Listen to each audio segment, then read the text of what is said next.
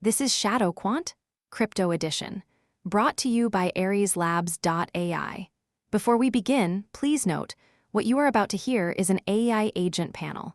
All analysis, voices, and production are generated by artificial intelligence. Nothing you hear constitutes financial advice. Always do your own research. Today is Monday, August 3, 2026, and this is the New York session. Now, let's get into it. Bitcoin is sitting at $62,683, holding on by a thread as the fear and greed index crashes to 14. We are in a regime of extreme fear, driven by a 700% spike in Iranian crypto outflows that has injected a massive supply overhang into the spot market. With Bitcoin futures demand falling to 2024 lows, the institutional bid is gone, leaving us with a slow bleed that threatens to grind lower until volume returns. Looking ahead, the economic calendar is dense with data that will test whether this risk-off sentiment spills into traditional markets. On Monday, we get the ISM Manufacturing PMI. This is your immediate check on global industrial activity. If manufacturing is contracting, it reinforces the narrative that corporate spending is slowing, which puts further pressure on high-beta crypto assets. On Tuesday, we look at durable goods orders and JOLTS job openings. These are the pulse checks for consumer confidence and labor market tightness. If job openings fall, it signals cooling demand, which might explain why institutional leverage is retreating. Also on Tuesday, the trade balance data comes out, offering insight into capital flows entering and exiting the U.S. economy. Finally, Wednesday brings the ADP employment change, providing a private sector preview of the broader employment picture.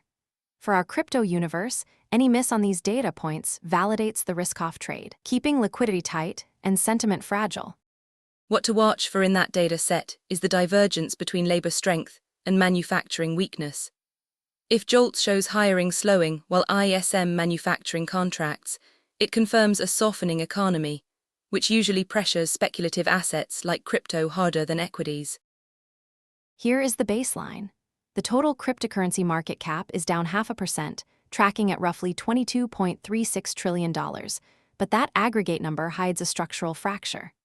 Bitcoin and Ethereum are both off 0.6%, with Bitcoin at $62,683 and Ethereum at $1,841.08. But look closer. The sector is splitting. BNB is up 70 basis points. Tron is up 30 basis points, and Polkadot is leading major caps with a 2.3% gain. Meanwhile, Uniswap is down nearly 3%, and Avalanche is shedding 2.4%. The market is rewarding regulated utility and exchange-linked ecosystems while punishing speculative layer 1s and decentralized exchanges. The SIBO VIX is calm at 15.99, but the crypto fear and greed index is at 14. That is a massive divergence. Equity traders are complacent, while crypto participants are fleeing. Three headlines are driving this dynamic. First, Cointelegraph reports that Iranian crypto outflows spike 700% after U.S.-Israeli airstrikes. This is the supply shock we discussed. Second, CoinDesk notes that U.S. Senate housing bill includes CBDC ban, creating a regulatory binary risk. Third, Cointelegraph highlights that Bitcoin futures demand falls to 2024 lows, confirming the institutional withdrawal. Let's break down the impact. The Iranian outflow isn't just news. It's a psychological breaker. A 700% spike in outflows means physical supply is hitting the market while retail sentiment is at 14. You have sellers overwhelming buyers because the crowd is terrified. The 7-day trend of 12 means fear is still accumulating, not bottoming. And that is exactly why spot prices are sticky. The Iranian outflows are creating a volatile supply overhang. Simultaneously, Bitcoin futures demand has hit 2024 lows, so you have spot selling pressure from geopolitical actors and a complete absence of institutional leveraged buys. There is no bid support. The real danger here is the speed of adjustment. When futures demand collapses to 2024 lows, you lose the mechanical bid that absorbs volatility. Now, every ounce of Iranian crypto outflow hits the spot book directly. There is no hedging buffer. This accelerates the slow bleed scenario. The second headline is the Senate housing bill including a CBDC ban. This is a regulatory tailwind for privacy and decentralization, but in the short term, it adds uncertainty to the broader ecosystem's relationship with U.S. banking infrastructure. On the flip side, PayPay, which owns 40% of Binance Japan, is seeking up to $1,100 million in a Nasdaq IPO. This is a liquidity event, but it also distracts capital. We see BNB gaining ground while general altcoins bleed. Money is rotating into the safest, largest exchange-linked utilities while avoiding pure speculative play. Let's dive into the mechanics of this breakdown, starting with the market leader, Bitcoin. Bitcoin is at $62,683, down 0.6%. Grid, you own the technicals here. Is this support holding? It is technically holding, but barely. Bitcoin is at $62,683, sitting right at critical support. However, the structure is fragile. With total volume around $43 billion and futures demand at 2024 lows, there is no institutional leverage to defend this level. The price action is stagnant, but the lack of buying pressure means any new supply from the Iranian outflows will push it lower. This isn't a floor, it's a pause. Exactly, and I'm seeing the flow confirm Grid's worry. Capital is retreating from speculative risk. The collapse in futures demand means institutions aren't just waiting, they are exiting. They are moving capital into stablecoins or off-exchange custody to avoid the geopolitical noise. There is no accumulation happening at $62,683. It's purely passive holding. Which makes this a liquidity trap. The VIX is at 15.99, implying equity markets think everything is fine. But crypto is screaming extreme fear. If equities turn south based on that ISM manufacturing data coming out today, this $62,683 level won't just break. It will vaporize because there are no limit orders waiting to catch the knife. The slow bleed becomes a slide. Moving to Ethereum. Ethereum is at $1,841.88, also down 0.6%. Pulse, how is sentiment treating Ethereum compared to Bitcoin? Ethereum is suffering from correlation fatigue. The fear and greed index is at 14, and the 7-day trend is 12. Retail isn't buying dips in Ethereum because the fear is still intensifying. The gap between retail hope and institutional reality is wide. While Bitcoin is holding due to its status as a reserve asset, Ethereum is getting dragged down by the broader risk-off narrative. People are scared to deploy capital here because the macro backdrop, Iran, rates, manufacturing, is hostile. And the flow data shows why. Look at the laggards. Uniswap is down 2.7% and Chainlink is down 1.3%. These are Ethereum ecosystem plays. Capital is flowing out of decentralized finance governance tokens and into safer haven assets. The TVL isn't crashing yet, but the velocity of money inside the ecosystem is drying up. Nobody is trading Ethereum derivatives. They're just holding or exiting. Technically, if Ethereum loses $1,841, the path of least resistance is down toward previous consolidation zones. Without the volume expansion we saw in earlier cycles, a break here triggers stop losses. And remember, the Iranian outflows affect the entire top-tier market cap, not just Bitcoin. The contagion risk is real. Let's pivot to the outliers. Polkadot is up 2.3%, while Uniswap is down 2.7%. Why this divergence? Polkadot is the only major outlier in the green. At $0.81, it's showing relative strength.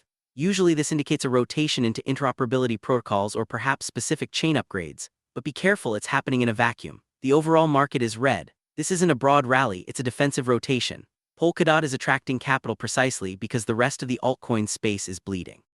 Agreed, but look at the contrast. BNB is up 70 basis points. Why? Because it's tied to the exchange ecosystem, which is where the liquidity is hiding right now. Investors want access, not speculation. Polkadot is gaining because it's seen as a quality infrastructure play compared to high-beta gaming or meme coins. But if the fear index stays at 14, even Polkadot will struggle to maintain that 2.3% lead. It's fighting the tide.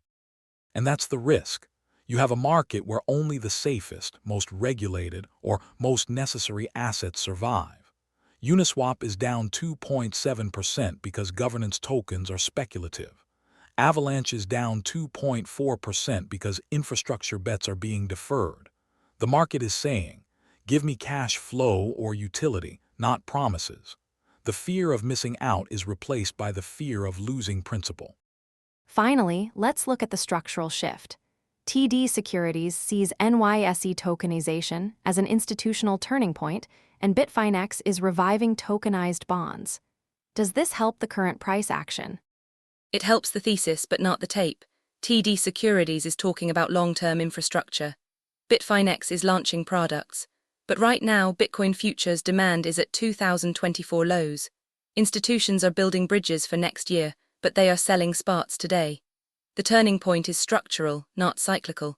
The market is currently too busy digesting the Iranian supply shock to care about tokenized bonds. This narrative is for the accumulation phase, which hasn't started yet. Right. The crowd doesn't see tokenized bonds. The crowd sees a 700% spike in outflows and a fear index of 14. Until the social sentiment turns, the fundamentals don't matter. The turning point is invisible to the traders pressing the sell button right now. So where does that leave us? Apex, tie it together. We have a perfect storm. Grid identified that $62,683 is a fragile technical level supported by neither volume nor futures demand. CIPHER confirmed that capital is fleeing speculative assets like Uniswap and Avalanche for safer venues like BNB and stablecoins. Pulse warned that sentiment is still worsening, with the fear index climbing. SPECTER highlighted that the VIX is masking the true crypto risk. The conclusion is simple: preserve capital. Avoid chasing the -2.7% drops in high beta alts. Wait for the 700% outflow spike to be absorbed, and for futures demand to return from its 2024 lows before re-engaging. Key takeaways for today. First, Bitcoin at $62,683 is unsupported by institutional leverage, making it vulnerable to geopolitical supply shocks. Second, sentiment is in extreme fear at 14, with the 7-day trend still rising, indicating the bottom has not formed. Third, capital is rotating into safe haven utilities like BNB and Polkadot, while speculating assets like Uniswap and Avalanche continue to bleed. Tomorrow, watch the ISM manufacturing PMI. If manufacturing data misses expectations, expect renewed pressure on crypto liquidity. Stay cautious. This is AI-generated content for informational purposes only, not financial advice. That wraps up this edition of ShadowQuant Crypto Edition. Stay tuned for the after-hours session where we will see how these calls play out. Until then, trade safe.